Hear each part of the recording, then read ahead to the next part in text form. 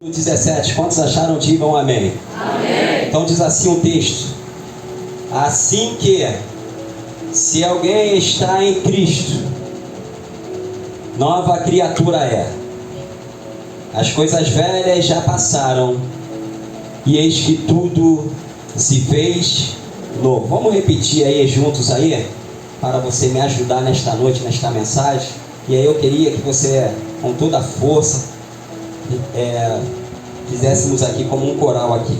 1, 2, vamos lá. Assim que se está em Cristo, nova criatura é. As coisas velhas eis que tudo se fez novo. Amém? Vamos orar a Deus agradecendo por esse texto que é dado nessa noite. Senhor, eu te agradeço. É um texto tão nobre da tua palavra. O Senhor está aqui nos convidando, ó Deus querido, para uma fase tão bela, uma fase linda que o Senhor tem proposto e aberto as portas aqui nesta casa. E eu aqui, ó Deus, de todo o coração me adentro a estas portas, ciente, ó Deus, que quem vai garantir até o final é o Senhor. Glória a Deus. Ajude meu irmão, ajude minha irmã. E aqui eu faço um pedido muito especial. Se porventura, ó Deus, lá no inferno, o inimigo e seus agentes já têm tentado reger, ó Deus, uma mente falida, ao contrário daquilo que o Senhor quer colocar em nossa vida, meu Deus, em nome de Jesus, cerca essa igreja nessa noite com muralhas de fogo. Meu Deus, e guerreia as nossas guerras nessa noite. E o que viemos buscar aqui nós vamos receber. Meu Deus, e nós vamos, pelo poder do Teu Espírito Santo, meu Deus, provar daquilo que o Senhor tem para nos dar. Eu te louvo, eu te agradeço, no nome de Jesus. A igreja diga comigo, amém. Deus abençoe, você toma o teu assento.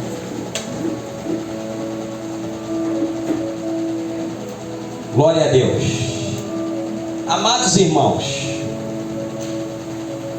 eu começo aqui essa ministração nessa noite entendendo, ou fazendo entender a todos nós, que é bem verdade, já foi falado aqui muito bem pelo nosso pastor, que a verdadeira transformação, ela não é de fora. A verdadeira transformação, ela começa de dentro, no nosso interior. Quando nós aceitamos a Jesus, quando nós levantamos as mãos para servir ao Senhor, a nossa identidade agora está em Cristo. A nossa identidade, a nossa vida, a nossa base agora é o Senhor nosso Deus. É por isso que a Epístola de Gálatas, capítulo 2, versículo 20, vai dizer: agora não vivo mais eu, mas Cristo vive em mim. As coisas velhas se passaram, tudo se fez novo. É bem verdade que os verdadeiros cristãos, eles se tornam transformados porque sofrem mudança. Todo aquele que recebe a Cristo, todo aquele que abre o coração, ele tem uma mudança no seu interior. E é bem verdade que, independente do que éramos no passado, que acontecia lá atrás, independente do que acontecia há um tempo atrás, a nossa vida agora é uma vida transformada diante de Deus. Aquele que bebia, esse não bebe mais. Aquele que roubava, não rouba mais. Aquele que era prostituto, esse não se prostitui mais. Aquele que era mentiroso, esse não mente mais. Porque a nossa base agora é viver em novidade de vida, é viver em transformação de vida. Agora a nossa vida está entregue, sendo guiados por Deus. É por isso que Romanos capítulo 8 vai dizer que nós somos filhos guiados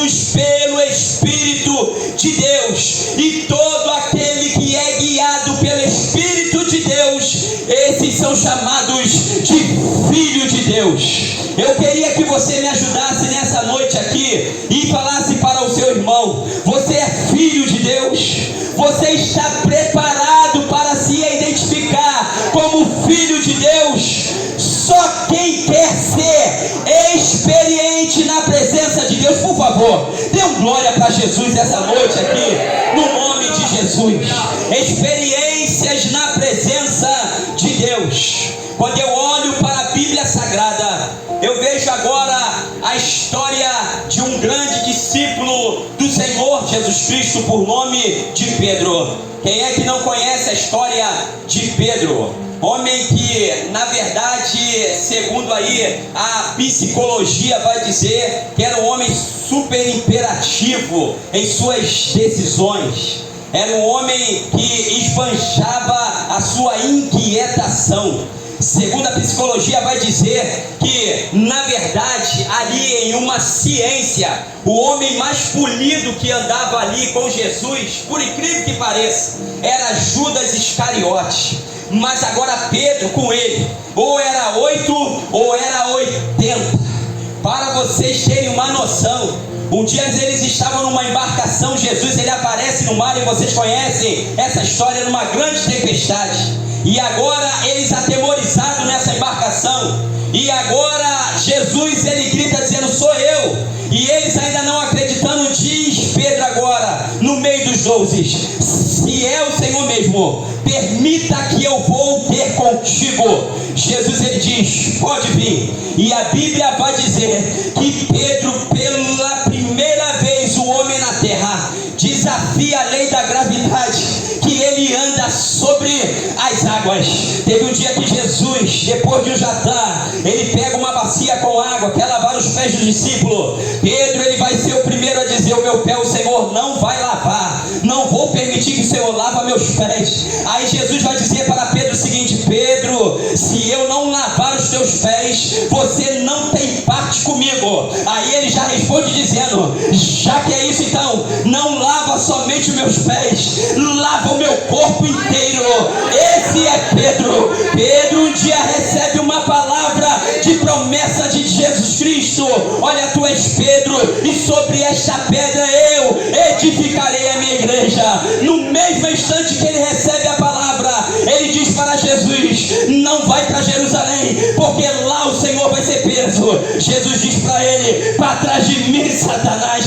Esse é o Pedro que, quando Jesus ele foi pego pelos soldados, alguém pergunta para ele: tu anda com o mestre? Ele responde: não sou eu. Olha, está parecendo que é você pelas vestes, porque não tem jeito, irmãos. Por mais que nós tentamos esconder, nós temos o jeitinho de Jesus.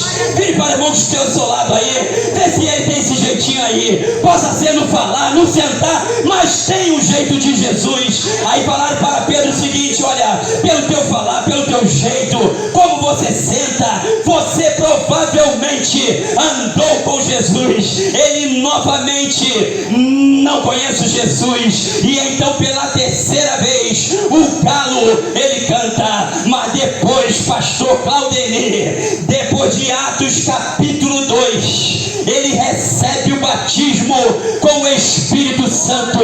E o que eu mais tenho proclamado para esses tempos é um avivamento na nossa geração. E esse avivamento é um avivamento imbuído pelo Espírito Santo. Só vamos conquistar o mundo se nós formos avivados. Nós só vamos ganhar alguém se formos avivados, alegre pelo Espírito.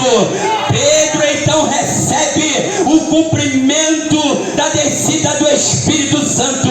Depois ele sai de lá de uma grande pregação, o qual 3.000 almas aceitaram Jesus. Depois mais 5.000 almas aceitaram Jesus. E quando ele sai de lá, vai ao templo, está lá um coxo na porta. Há muito tempo ele estava lá. Ele agora diz: eu não tenho prata, não tenho ouro. Olha que é uma mente transformada, mas o que eu tenho agora, eu te dou em nome nome de Jesus, levanta e anda. E agora interrogavam a Pedro: em nome de quem? Como você está fazendo isso?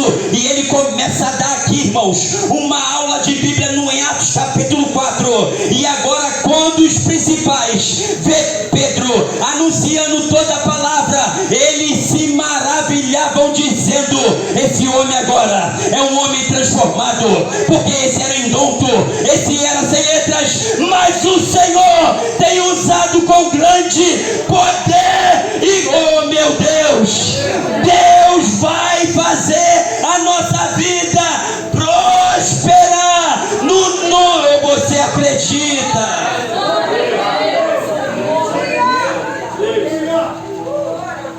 Oh, glórias ao nome de Jesus. Bendito. Oh, glória a Deus. Glória a Jesus. Transformação de mente. E às vezes as condições da vida não te proporcionam, não te favorecem a ter uma vida transformada. Eu tive lendo o texto de 1 Crônicas, capítulo 4. Irmão, se tem uns textos que, com todo respeito aqui, te faz cansar ao ler, é 1 Crônicas, do primeiro capítulo até o capítulo 9. É complicado nesse texto. Alguém vai dizer: se o pastor está dizendo que é complicado, para mim nem se fala. Eu vou te falar o porquê. Porque do capítulo 1 ao capítulo 9 está falando somente de genealogia. E vocês sabem que nome na Bíblia Sagrada tem um mais complicado do que o outro. E aí, como é que é a genealogia? É simples. Então, fulano nasce, gera ciclano, que gera Beltrano, e Beltrano viveu 30 anos. E assim vai repetindo, não é assim? Isso vai lendo. Para quem tem insônia, isso aqui é bom. E aí tu vai lendo, isso aqui é como uma marreta na tua cabeça, que aí vai te dando sono. Do primeiro capítulo ao capítulo 9. E fulano gerou Ciclano. E Ciclano gerou a Beltrano. E a família de Beltrano foi Ciclano. E Ciclano morreu com tantos anos. Aí depois repete de novo. E fulano gerou Ciclano. E aí fica nisso. Do primeiro capítulo ao capítulo 9. Só que 1 Crônicas do capítulo 4, versículo 9 e 10, são versículos aqui importantes, porque o cronista aqui, é o escriba que ele está aqui fazendo e escrevendo a genealogia, ele segue aqui um padrão. Se é genealogia, ele vai dizer a história do pai, vai falar do filho, quem nasceu, quem morreu, e assim vai se seguindo essa sequência. Quando chega ao versículo 9, o versículo 10, já que a palavra de Deus, ela é toda inspirada por ele, aí quando chega no versículo 9 e 10, Deus ele muda o curso aqui da genealogia. Já não é mais genealogia. Do 9 e 10, Deus acha por bem encaixar no meio da genealogia a história de um homem, por nome Jabes. E sabe qual é interessante aqui? Que somente 2 versículos, 9 e 10, conta a história de Jabes, do seu início, quando nasceu, do seu meio e o do seu final. Somente 2 versículos. Tu lê o versículo 9 e o versículo 10, tu já sabe a história toda de Jabes. Por isso que é bom ler a genealogia na Bíblia. Porque se você não ler a genealogia, você perde a história de Jabes. Então, para você entender a história de Jabes e ler a história de Jabes, tem que ler a genealogia. Pastor, mas é esse sacrifício que eu tenho que ter? Tem que ter esse sacrifício para ter a bênção, não tem jeito. Aí tu lê a genealogia, aí chega no capítulo 4, do versículo 9 e 10. E foi Jabes mais ilustre do que seus irmãos, e sua mãe chamou o seu nome Jabes, dizendo: porquanto com dores dei a luz. Aí no versículo 10 é interessante aqui, porque Jabes invocou o nome de Deus, de Israel, dizendo: se o Senhor me abençoares muitíssimo, e se meus termos amplificarem, e se a tua mão for comigo, e fizeres que do mal eu não seja aflito, aí termina dizendo, e Deus concedeu o pedido que lhe tinha pedido. Quando eu olho para esse texto aqui, eu olho e enxergo aqui algo muito valoroso de transformação. Vocês sabem que na Bíblia Sagrada, pelo menos por 3 motivos eram colocados o nome de alguém.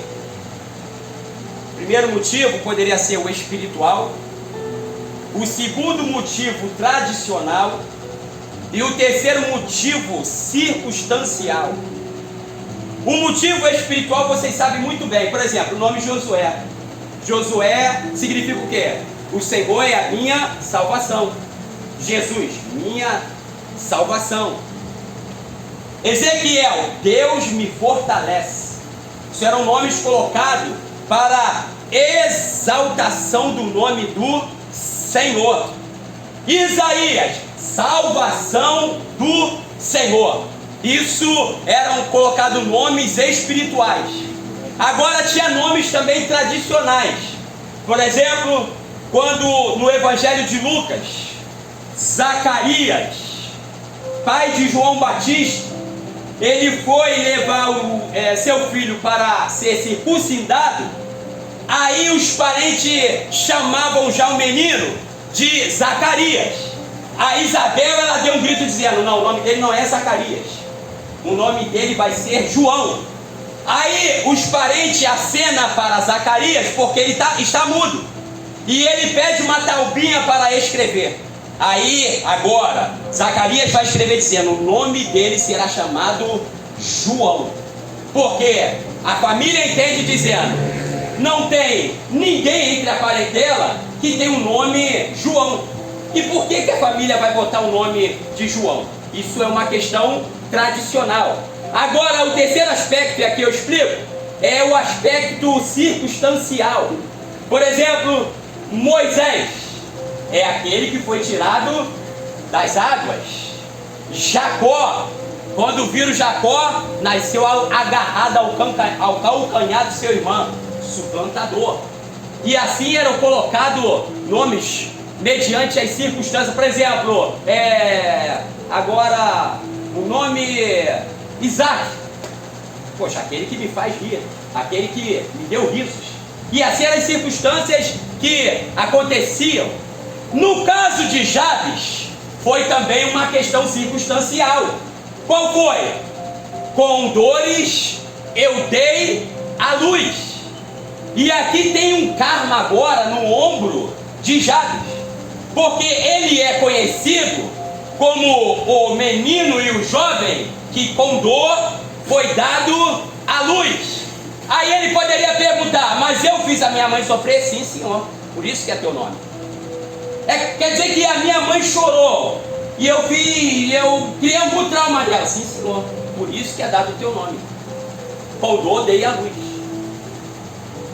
Sabemos muito bem que Jabes ele poderia mudar o seu nome. Como? Porque na língua hebraica, se você acrescentar uma letra ou diminuir uma letra, já muda tudo.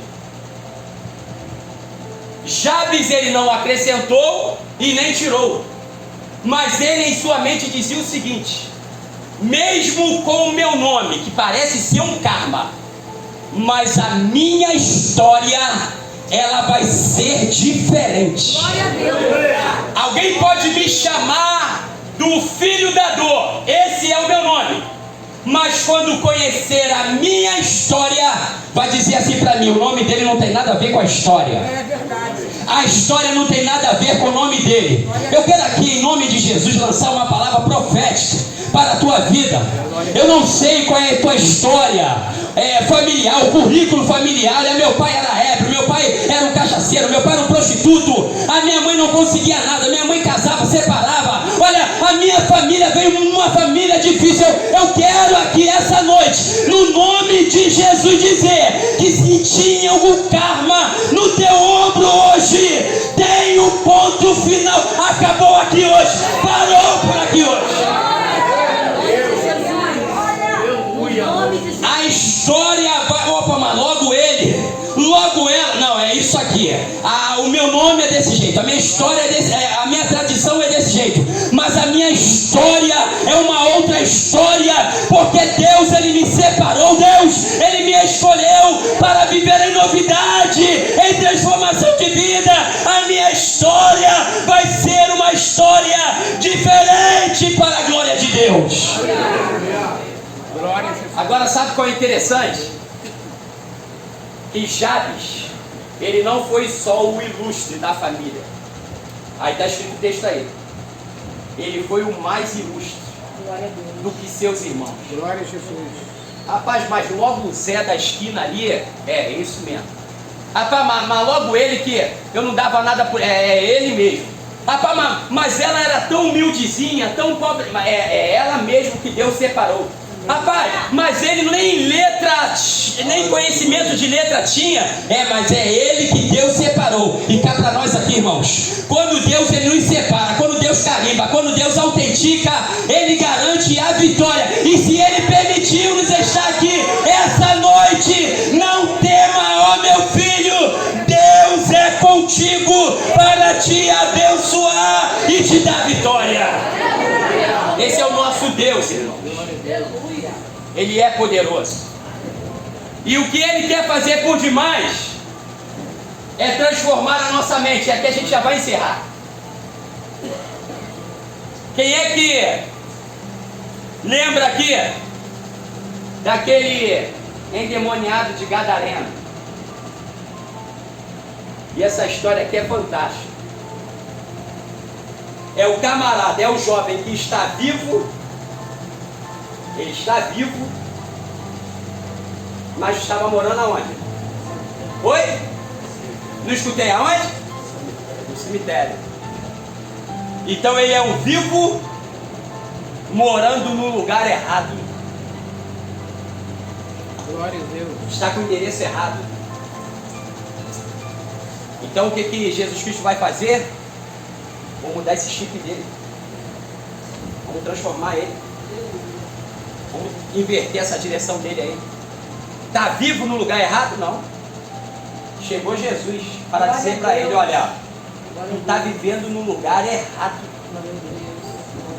Não é lugar sepulcro que tu tem que dormir. Não é no meio dos mortos que tu tem que viver, porque você está vivo. E eu te trago à tona aqui essa noite a dizer, você pode estar vivendo num mundo muito caído e morto, num mundo complicado, mas você está vivo. Deus está te sustentando de pé. Deus, Ele está te dando força para uma transformação. E essa transformação, no nome de Jesus, vai acontecer. Alguém vai olhar para você e vai dizer, olha, você depois disso já não é mais a mesma pessoa. Olha, o que eu falar, alguma coisa você fez, você já não é mais a mesma pessoa.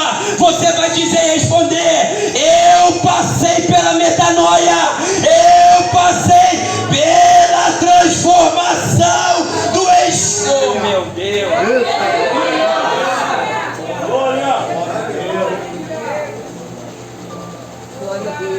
Só um pedacinho da história aqui, irmão. Bendito é teu nome. Só para os irmãos terem uma noção. O Espírito de Deus. No tempo lá de 1970, O Espírito de Deus. ainda não tinha chegado o avivamento lá na Rua Azul, lá em Los Angeles. E agora um grande pastor, depois se vocês quiserem ver no Google aí, o nome de William Seymour. As pessoas olhavam para ele, não dava nada por ele, porque primeiro, o homem era negro. Segundo, o homem era caolha, enxergava só de uma vista. E ainda para piorar, ele manquejava. Mas ele foi visitado de uma maneira tão poderosa pelo Espírito Santo, Glória a Deus. que ele em sua mente dizia assim, olha, do jeito que está não pode ficar. Eu preciso ser um extensor aqui agora dessa transformação. A história vai dizer que um dia, porque nesse tempo é um tempo ainda que os negros se sentam de um lado e os brancos se sentam de outro. E ele agora aluga um armazém agora na Rua Azusa. E ele agora vai fazer o seu culto e vai a sua esposa. Não tinha aqui o ministério de louvor que temos aqui, não tinha músico e era uma dificuldade para realizar o culto. Mas um dia ele botou o seu joelho diante de um púlpito, começando de manhã, foi até a tarde para a noite.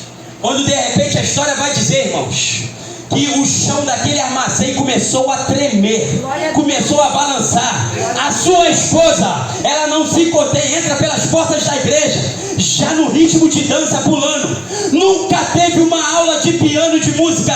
Ela senta no piano e começa a louvar a Deus. Os brancos e os negros já começaram a se misturar, porque deram vazão e lugar ao Espírito Santo. E toda a Rua Azusa naquele tempo foi visitada pelo poder do Espírito Santo. Houve-se uma transformação de mente, alma e espírito. Deus conta com você para isso. Oh, glórias a Deus. Santo Deus, aleluia. Oh, glórias a Jesus. Bendito é teu nome. A transformação de mente é tão poderosa que depois que tu se agarra a ela, tu conhece melhor Jesus Cristo, sim ou não? Rapaz, tu não quer largar mais, tu não solta mais. Só para finalizar a história lá de Pedro. Aí Pedro, quando aí já é a história que diz da igreja, Pedro agora vivendo uma era de perseguição muito grande. E os irmãos todos sabem aí que a igreja viveu uma grande perseguição. A história dos discípulos de morte foi uma das mais, cada uma mais complicadas do que a outra. E agora os imperadores acharam por bem, já que quanto mais perseguia a igreja, matava o crente, destruía a crente, a igreja crescia. Aí vem na mente agora do imperador dizendo: eu preciso pegar o pivô. E quem é o pivô? Pedro. Não adianta eu ficar agora brigando com a igreja. Eu preciso agora pegar é Pedro. E agora arremetem a mão em Pedro. E agora o grande imperador, ele dizia para Pedro: Pedro, o que eu preciso de você é só uma coisa, que você diante de toda essa população negue a Jesus, e eu vou te deixar solto, e eu vou te liberar. Pode fazer aqui, eu não vou mais te perseguir, não persigo mais a igreja, mas o que eu preciso da tua fala hoje é que tu negue a Jesus Cristo. E Pedro, ele é muito convicto, muito fiel em uma renovação de vida, em uma nova vida. Ele vai caminhando agora a via de cruz do que foi condenado. E a história é muito linda quando a gente enxerga isso, que antes mesmo de ele se entregar ao algoz, ele olha para trás em direção ao imperador. O imperador, ele se levanta entendendo que esse olhar para trás de Pedro é que provavelmente ele ia negar Jesus Cristo. E Pedro vira para esse imperador e diz: eu só te faço um pedido. Eu não posso ser crucificado. Deus do céu. Aleluia. Igual foi crucificado o meu Jesus. Eu quero ser crucificado de cabeça para baixo. Ô pastor, eu estou passando por uma opressão muito grande. A carga está muito pesada, o fardo está pesado. Eu até quero viver uma transformação, mas está muito difícil, complicado. A minha história é complicada.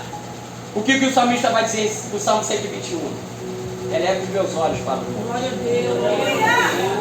De onde me virá o socorro? Meu socorro vem do Senhor que fez os céus e a terra. Não deixará vacilar o teu pé, nem tosquenejará. Não tosquenejará nem dormirá o guarda de Israel. É o Senhor que te guarda.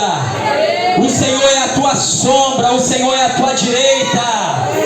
O sol não te molestará de dia, nem a lua de noite. Se fosse você, recebia isso aqui. O Senhor te guardará de todo mal. O Senhor guardará a tua entrada, a tua saída, desde agora para todo sempre. E eu acrescento dizendo: temer por quê?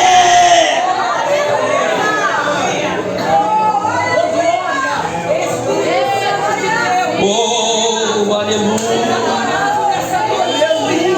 Júlia, canto, levarai.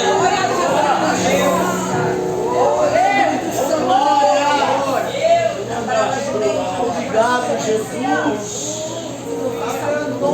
Eu vou fechar aqui agora a mensagem aqui, nesses minutinhos que me restam. Glória. Vire para a irmão que está ao seu lado e fala assim: ó, vamos encarar esse desafio então. E qual é o desafio? Transformação de mente. Glória a Deus. Glória a Deus. Vai ser o desafio, hein? Porque você vai ter que andar na contramão. Então está aí o grande desafio da transformação de mente. Mas é um desafio com algumas respostas para nós. E a resposta quem vai dar é o nosso Senhor Jesus. Nós vamos viver uma vida tão transformada, tão renovada, que nós vamos andar agora nesse mundo, mas entendendo que nós não somos mais desse mundo.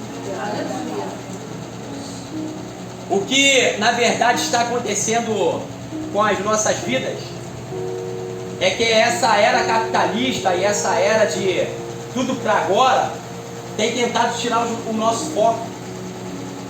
Porque é bem verdade, quem é que não quer ter um dinheiro? Quem é que não quer ter um carro bom? Quem é que não quer ter uma casa boa? Quem é que num feriado prolongado não quer ter o prazer aqui de dizer: olha, eu vou ali pegar um avião rapidinho, vou viajar e daqui a pouco eu estou de volta?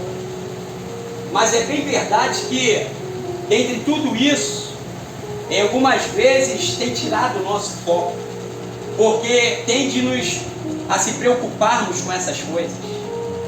A nossa vida acaba se voltando para isso. Eu não quero ver meus filhos mais, pastor, como pastor missionário, sofrendo pela obra de Deus. O que eu quero ver agora é meus filhos sendo médicos, doutores. Eu quero ver você andando de carro do ano. Eu quero ver você ganhando um bom dinheiro. É isso que falamos para os nossos filhos. Ninguém prepara filho para ser missionário. Eu vou ver você lá nas fronteiras. Vou ver você fazendo a obra de Deus. E é bem verdade que olhar para esse projeto é viver em uma vida transformada, uma mente transformada. Eu tenho 3 filhos, cada um filho tem suas diferenças, são uns mais diferentes do que o outro. Um almeja um concurso, a outra está no direito, o outro estuda para direito. Mas eu sempre digo para eles o seguinte: o que Deus ele já tem aqui separado e projetado para vocês, essa história não pode ser mudada. Nós não temos como mudar. Assim como a família do pastor aqui, eles estão aqui investindo na obra de Deus. E às vezes é bem verdade, pastor, que queremos comer uma pizza, queremos passear, mas a obra de Deus fala mais alto em nossos ouvidos. Assim também os nossos filhos sendo preparados para a obra de Deus. Se amanhã um dos meus filhos acharem por bem dizendo: pai, eu aqui encerro a minha carreira daquilo que eu tinha projetado, e agora eu vou estar indo para a obra de Deus, eu quero estar na obra de Deus, eu só vou dizer para ele: você está preparado? Porque vai ter momentos difíceis, você de repente não vai ter aquele carro que você queria ter, aquela casa tão sonhada. Isso também não vai acontecer. Se ele me responder dizendo: eu quero fazer a vontade de Deus, eu abençoo ele e digo: tu está abençoado no nome de Jesus. Porque há uma verdade a dizer para todos nós: a mente transformada Aqueles que são transformados, os olhos e os nossos olhos não estão limitados somente no que vai acontecer ou o que está acontecendo ao nosso redor. É bem verdade que com a nossa mente transformada, nós andamos e caminhamos na presença do Senhor, porque nós temos esperanças para algo maior do que está acontecendo aqui nessa terra. Se você acha que o ouro é o metal mais precioso dessa terra e valioso, existe algo que é mais valioso do que o ouro. Existe algo que é mais valioso do que a prata. Quando você chega lá no livro do Apocalipse, a Bíblia vai dizer no capítulo 21 que lá na Nova Jerusalém, no reino de Deus, no reino do Senhor, lá tem mais de 20 espécies de pedra. Quando eu li esse texto aqui do capítulo 20, do capítulo 21 e do capítulo 22, eu entendi muito bem que por mais que Deus ele coloca pedras que para nós é conhecida como pedra de jaspe, como pedra que aqui já ouvimos falar por demais, eu entendi o Senhor. É claro que Deus ele vai usar de palavras que entendemos para entendermos o que ele está querendo dizer. Mas quando nós chegarmos lá no céu, é claro e é óbvio que lá não vai ter ouro, porque ouro é banal, ouro é comum. Ouro nós vemos aqui, por mais complicado que seja a nossa vida financeira, mas você já viu um ouro, você já teve um ouro, ou sabe alguém que porta o ouro. Quando chegarmos lá no céu, Deus ele vai apresentar algo mais poderoso do que isso, mais valioso do que isso. E cá para nós aqui, irmãos, é bem verdade que quando chegarmos aqui, lá no reino dos céus, a Bíblia vai falar, e aqui eu termino dizendo, em Apocalipse capítulo 21, que agora o nosso irmão João, aquele apóstolo de Jesus Cristo, ele vai nos dar uma esperança poderosa. Homem que chegou ao céu e o próprio Deus disse: olha, escreve tudo isso aí e passa para o meu povo, passa para a minha igreja, porque a esperança deles não pode ser perdida e nem ofuscada.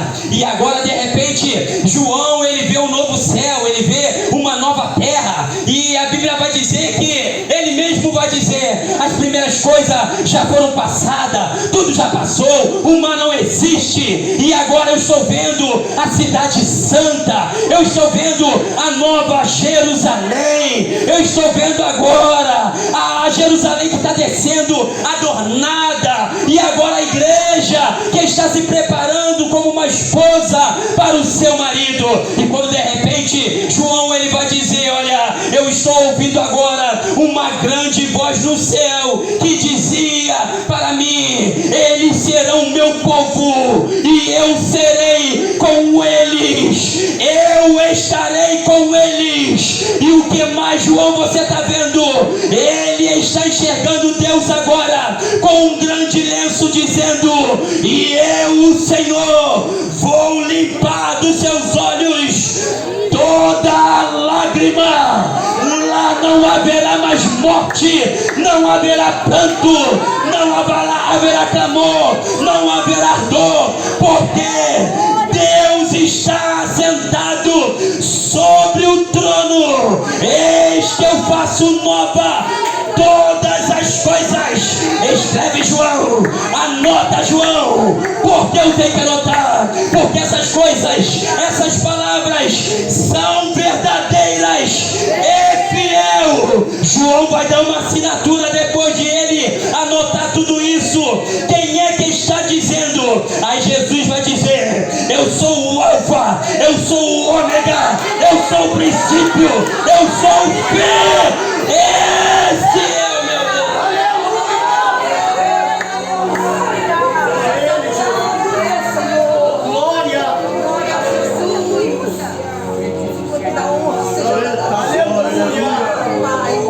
Agora, eu encerro aqui.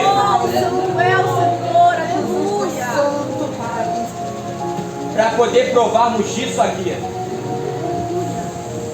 não pode faltar em nós sede de transformação. Amém.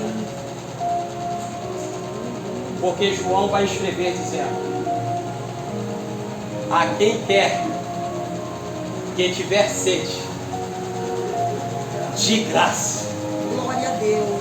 lhe darei da fonte, Glória a Deus. da água da vida. Glória a Deus.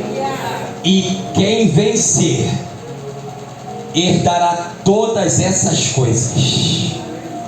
E eu serei o seu Deus, e ele será o meu filho. Amém. Glória Que Deus, no nome de Jesus, possa te acrescentar. É um esforço maravilhoso nessa caminhada. O Espírito de Deus. E que você possa provar daquilo que Deus ele tem preparado para a sua vida. E em meio a toda a experiência que vamos vivenciar dessa transformação, Deus está levantando nesta igreja, eu creio, que essa campanha, esse propósito, esse tema não foi colocado à toa pelo nosso pastor.